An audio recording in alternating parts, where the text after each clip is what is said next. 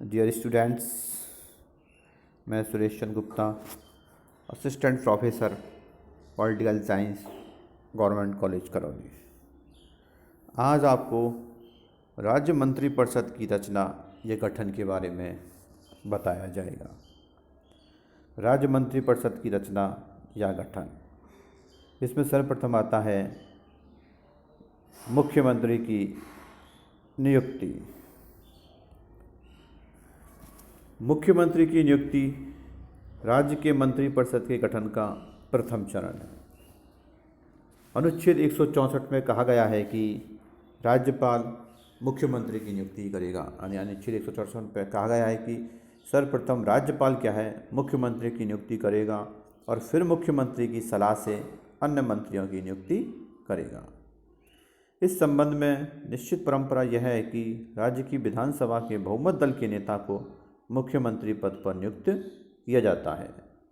लेकिन यदि राज्य की विधानसभा में किसी एक राजनीतिक दल को स्पष्ट बहुमत प्राप्त नहीं होता है अथवा बहुमत प्राप्त दल या विभिन्न दलों द्वारा बनाए गए किसी संयुक्त मोर्चे का कोई निश्चित नेता न हो, तो राज्यपाल मुख्यमंत्री की नियुक्ति में अपने विवेक का भी प्रयोग कर सकता है।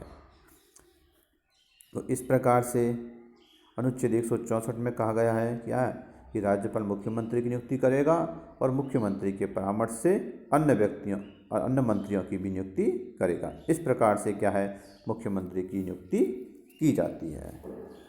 अगला आता है मंत्रियों का चयन। अन्य मंत्रियों का चयन मुख्यमंत्री ही करता है और वह मंत्रियों के नामों तथा उनके विभागों की सूची राज्यपाल को दे देता है, राज्यपाल को सौंप देता है।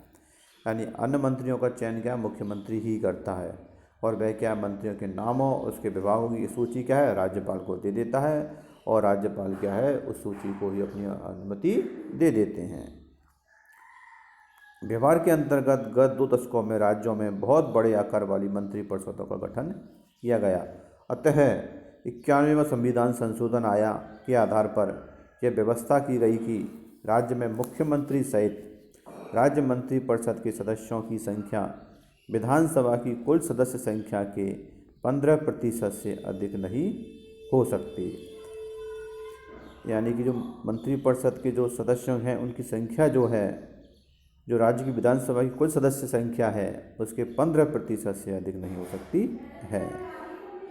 जनसंख्या की दृष्टि से छोटे और विधानसभा की कम सदस्य संख्या वाले राज्यों को दृष्टि में रखते हुए यह व्यवस्था की गई है कि इन राज्यों में मुख्यमंत्री सहित 12 सदस्य मंत्री हो सकते हैं। इनमें क्या है, 12 सदस्य मंत्री हो सकते हैं। मान लो कोई कहीं पर भी क्या है, किसी राज्य की जनसंख्या कम है और छोटे राज्य हैं, तो वहाँ कम से कम क्या है, मुख्यमंत्री सहित 12 सदस्य जो हैं मंत्री बनाए जा सकते हैं।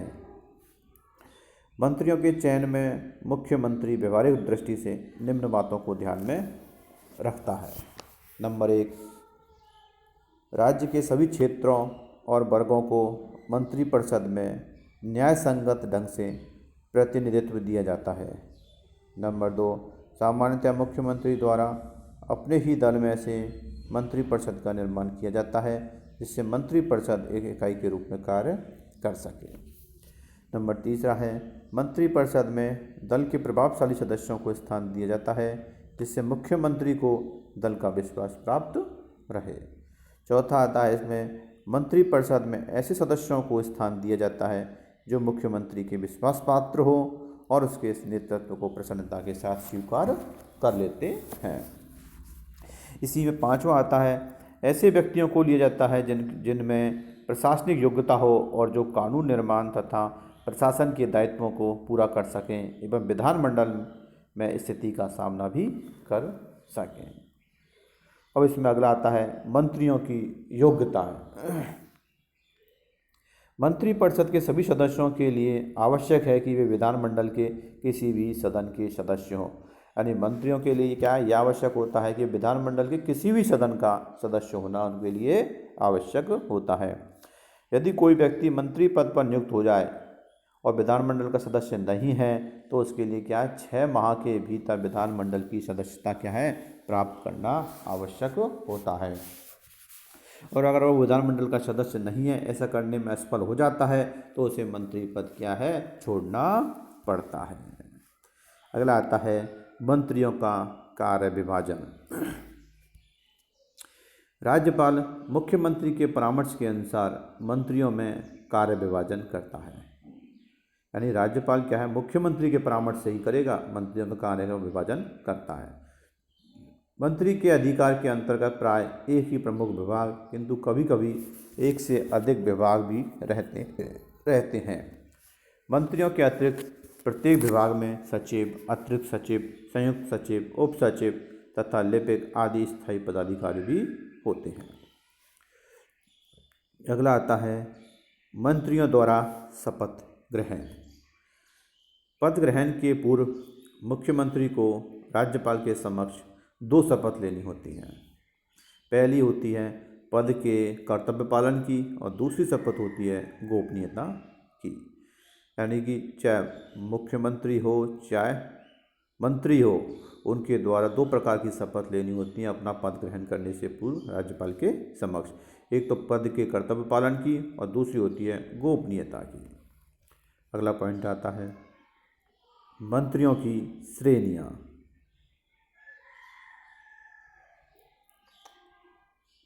मंत्रियों की श्रेणियों में आता है राज्यों की मंत्रिपरिषद में भी मंत्रियों की 3 श्रेणियाँ होती हैं। कैबिनेट मंत्री या मंत्रिमंडल के सदस्य, दूसरा आता है राज्य मंत्री और तीसरा आता है उप मंत्री। अब अगला आता है मंत्रिपरिषद का कार्यकाल। मंत्रिपरिषद का कार्यकाल विधानसभा के विश्वास पर निर्भर करता है। यानी मंत्रिपरिषद का जो कार्यकाल होता है वो विधानसभा के विश्वास मत पर निर्भर करता है। सामान्य तौर पर मंत्रिपरिषद का अधिकतम जो कार्यकाल होता है वो 5 वर्ष का ही हो सकता है, क्योंकि विधानसभा का कार्यकाल भी 5 वर्ष ही होता है। इसलिए मंत्रिपरिषद का कार्यकाल भी अधिकतम क्या हो सकता है, 5 वर्ष ही हो सकता है। व्यक्तिगत रूप में किसी मंत्री का कार्यकाल मुख्यमंत्री के उसमें विश्वास पर भी निर्भर करता है। मान लो जब तक क्या है मुख्यमंत्री का विश्वास प्राप्त है तब तक वो मंत्री रह सकता है व्यक्तिगत रूप से, और मुख्यमंत्री चाहे उसको कभी भी उसके पद से हटा भी सकता है। अगला आता है मंत्रिपरिषद का सामूहिक उत्तरदायित्व। मंत्रिपरिषद सामूहिक रूप से विधानसभा के प्रति उत्तरदायी होती है। ये बहुत इम्पोर्टेंट है, अक्सर एग्ज़ाम में भी क्वेश्चन पूछा जाता है, कंपटीशन एग्ज़ामों में भी, कि मंत्रिपरिषद जो है सामूहिक रूप से किसके प्रति उत्तरदायी होती है। तो मंत्रिपरिषद सामूहिक रूप से विधानसभा के प्रति उत्तरदायी होती है। अर्थात मंत्रिपरिषद के सदस्य साथ साथ में डूबते हैं और साथ साथ में ही तैरते हैं। यदि विधानसभा किसी मंत्री के विरुद्ध प्रस्ताव पारित कर दे या किसी मंत्री द्वारा रखे गए विधेयक को अस्वीकार कर दे तो समस्त मंत्रिपरिषद को ही त्यागपत्र देना होता है। इस प्रकार मंत्रिपरिषद के द्वारा जो भी निर्णय लिए जाते हैं सभी मंत्रियों को उनका समर्थन करना होता है, चाहे व्यक्तिगत रूप में वे इस निर्णय से सहमत हो या न हो। यानी कि मान लो किसी मंत्री ने कोई भी प्रस्ताव रख दिया है तो वो क्या है, सभी उसका समर्थन करते हैं, चाहे वो उससे सहमत हो या न हो। नीति संबंधी मामलों में मंत्रिपरिषद का सामूहिक उत्तरदायित्व होता है, लेकिन किसी मंत्री के भ्रष्ट आचरण या व्यक्तिगत दोष के लिए संबंधित मंत्री ही उत्तरदायी है, समस्त मंत्रिपरिषद नहीं होती है। अगला आता है मंत्रिपरिषद की कार्यप्रणाली। मंत्रिपरिषद की सबसे अधिक महत्वपूर्ण इकाई मंत्रिमंडल है और मंत्रिमंडल ही सभी महत्वपूर्ण मामलों में निर्णय लेता है। मंत्रिमंडल की बैठक प्राय सप्ताह में 1 बार होती है। वैसे मुख्यमंत्री जब चाहे तब इसकी बैठक बुला सकता है। इन बैठकों की अध्यक्षता मुख्यमंत्री करता है और मुख्यमंत्री की अनुपस्थिति में वरिष्ठतम मंत्री करता है। बैठक के लिए गणपूर्ति या कोरम नहीं होता है। मंत्रिमंडल की कार्रवाई के 2 नियम हैं, एक सामूहिक उत्तरदायित्व और दूसरा है गोपनीयता। मंत्रिमंडल की बैठकों में सामान्यतः सभी निर्णय जो होते हैं वो एक मत से लिए जाते हैं। मतभेद की स्थिति में पारस्परिक विचार विमर्श के आधार पर किसी एक निर्णय को अपना लिया जाता है और यह निर्णय सभी मंत्रियों पर संयुक्त निर्णय माना जाता है। यदि कोई मंत्री इसे स्वीकार करने में स्वयं को असमर्थ पाता है तो उसे त्यागपत्र देना होता है। मंत्रिपरिषद के प्रत्येक सदस्य द्वारा गोपनीयता की शपथ भी ली जाती है और मंत्रिमंडल की कार्रवाई तथा निर्णय गुप्त रखे जाते हैं। यदि कोई मंत्री गोपनीयता को भंग करता है तो उसे त्यागपत्र देना होता है। बजट के संबंध में इस नियम का और भी अधिक कड़ाई से पालन किया जाता है।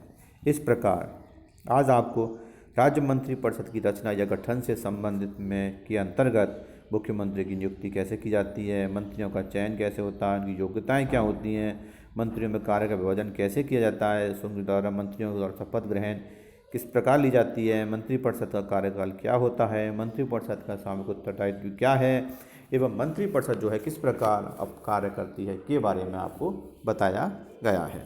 Thank you.